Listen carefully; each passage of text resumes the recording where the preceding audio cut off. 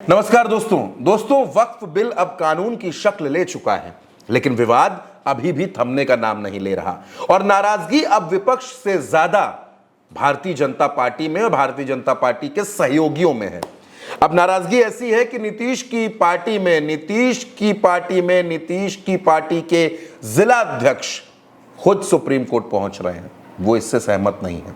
दूसरी तरफ एनडीए के सहयोगी दलों के विधायक भी इस मुद्दे पर नाराजगी जता रहे हैं, लेकिन वो तमाम खबरों पर बात होगी। उससे पहले बात इसकी कि आखिर ये जो वक्फ विवाद है पूरा, जिस पर विरोध प्रदर्शन हुए, जिस पर नाराजगी है, जिस पर विपक्ष ने खिलाफ में वोटिंग भी की और माहौल लगातार एनडीए के खिलाफ बनता जा रहा है, क्या ये जो वक्फ का विवाद है ये किसका नुकसान करेगा, किसका फायदा करेगा, इस पर बात होनी चाहिए। तो दोस्तों, वक्फ के कानून बनने के बाद ये जो बिल पेश हुआ, अब वो कानून की शक्ल में है। इसके बाद सीएसडीएस लोक नीति ने एक सर्वे किया और ये सर्वे हुआ है बिहार को लेकर, लेकिन इस सर्वे में जो सामने आया वो चौंकाने वाला है। इस सर्वे में जो रिपोर्ट सामने आई वो नीतीश की नींद उड़ा देगी और तेजस्वी और कांग्रेस को कुछ राहत भी देगी, कुछ ताकत भी देगी। कैसे देगी, उस पर मैं आपसे बात करूंगा। दोस्तों, जिस सर्वे में जो पहला सवाल पूछा गया, वो सवाल ये था, मैं आपको सवाल बता रहा हूं, फिर जवाब भी उसका क्या आया वो भी बताऊंगा। आंकड़े प्रतिशत में हैं दोस्तों, और ये सर्वे सीएसडीएस ने किया है। पहला सवाल था कि वक्फ विवाद का बिहार में वोटिंग पैटर्न पर असर पड़ेगा, ये सवाल था। यानी वोटिंग का जो पैटर्न है, इतने प्रतिशत वोट इधर जाते हैं, इतने प्रतिशत वोट इस पाले में जाते हैं, इस तरीके का जो वोटिंग पैटर्न होता है, क्या उस पर कोई असर देखने को मिलेगा बिहार के चुनाव में?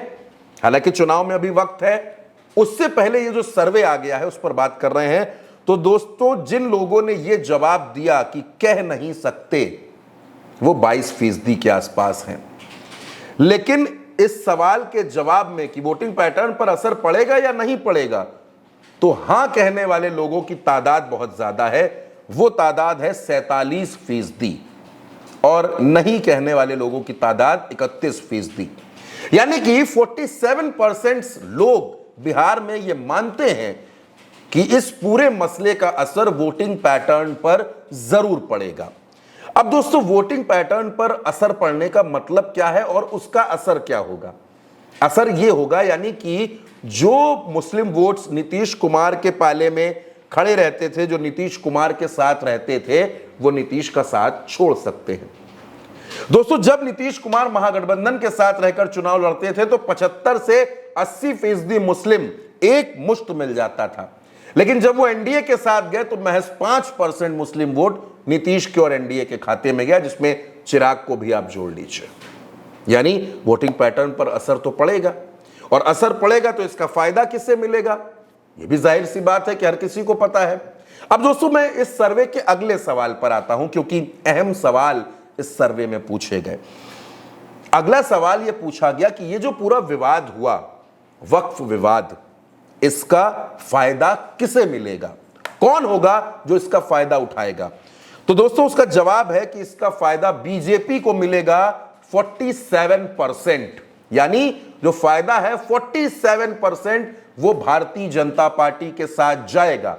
और जब फायदा भारतीय जनता पार्टी के साथ जाएगा तो क्या नीतीश कुमार को भी फायदा होगा? दोस्तों, नीतीश कुमार को फायदा होता नहीं नजर आ रहा है, क्योंकि इसका महज 3% फायदा ही जेडीयू को मिल रहा है। यानी अगर मैं जेडीयू को और भारतीय जनता पार्टी को जोड़ दूं तो यह आंकड़ा 50% के आसपास है। यानी नीतीश को इससे नुकसान ही नुकसान है और भारतीय जनता पार्टी को फायदा है।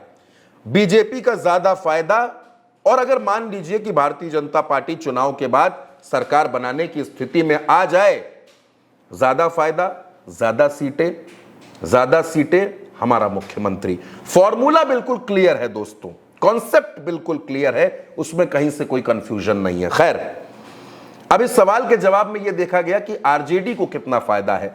तो आरजेडी को फायदा मिलेगा 31% का। जी हां, 31% का फायदा आरजेडी को मिल सकता है, जबकि कांग्रेस को 22% का लाभ होगा। अब दोस्तों, आप कांग्रेस और आरजेडी को जोड़ लीजिए तो यह होता है 53%।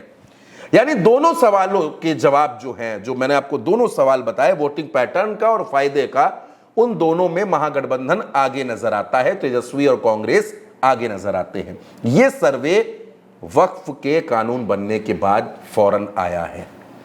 अब इस सर्वे में कितनी हकीकत है, क्या इसके फैक्ट्स हैं, वो भी एक अहम विषय है। लेकिन बड़ी बात यह है दोस्तों कि इसका जो फायदा है वो नीतीश कुमार को नहीं मिल रहा, नीतीश कुमार का नुकसान हो रहा है। और नीतीश कुमार आखिर अपना कितना नुकसान बर्दाश्त करेंगे, कितना नुकसान सह जाएंगे, ये भी एक अहम बात है दोस्तों। तो फिलहाल इस सर्वे की खबर में मेरे साथ इतना ही। आप अपनी राय कमेंट बॉक्स में हमको जरूर बताइएगा। चैनल को सब्सक्राइब करना मत भूलिएगा। नमस्कार।